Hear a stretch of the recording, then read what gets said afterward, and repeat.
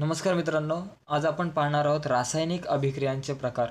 खूप महत्त्वाचा मुद्दा आहे. यावरती 1, 2 किंवा 3 गुणांसाठी सुद्धा प्रश्न विचारला जाऊ शकतो. सगळ्यात पहिला प्रकार जो आहे तो संयोग अभिक्रिया. आता या संयोग अभिक्रियालाच इंग्रजीमध्ये आपण कॉम्बिनेशन रिॲक्शन असं सुद्धा म्हणतो. संयोग अभिक्रिया म्हणजे काय? तर जेव्हा एखाद्या रासायनिक अभिक्रियेत 2 किंवा अधिक अभिक्रियाकारकांचा रासायनिक संयोग होऊन एकच उत्पादित तयार होते, तेव्हा या अभिक्रियेस आपण संयोग अभिक्रिया म्हणतो. म्हणजे जेव्हा एखाद्या रासायनिक अभिक्रियेत 2 किंवा अधिक अभिक्रियाकारकांचा रासायनिक संयोग होऊन एकाच उत्पादित तयार होते किंवा एकच उत्पादित तयार होते, तेव्हा या अभिक्रियेस आपण संयोग अभिक्रिया म्हणतो. म्हणजे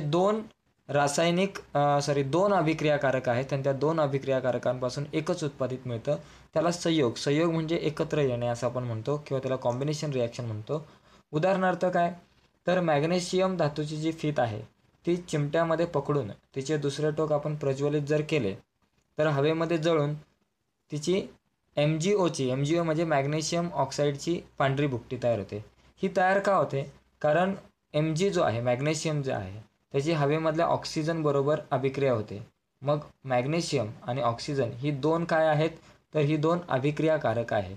ज्यांच्यामध्ये अभिक्रिया होते, ज्या दोघांमध्ये, त्यांना अभिक्रियाकारके असं आपण म्हणतो. मग इथं मॅग्नेशियम आणि ऑक्सिजन या दोघांमध्ये अभिक्रिया होते, म्हणून यांना म्हणतो अभिक्रियाकारके. म्हणजे ही 2 किंवा अधिक अभिक्रियाकारक आहेत, 2 आहेत. तर या दोघांपासून आपल्याला जे उत्पादित मिळतं ते एकच मिळतं. उष्णता दिल्यामुळे एकच मिळतं. काय मिळतं? तर मॅग्नेशियम ऑक्साईड. तर ही जी अभिक्रिया आहे ती संयोग अभिक्रिया आहे.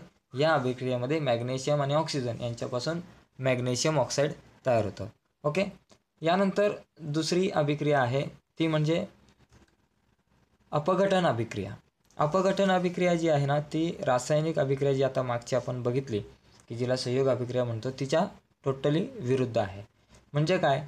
तर जेव्हा एखाद्या रासायनिक अभिक्रियेत एकच अभिक्रियाकारक असतो व त्यापासून 2 किंवा अधिक उत्पादिते तयार होतात किंवा मिळतात, तेव्हा या अभिक्रियेस आपण अपघटन अभिक्रिया म्हणतो.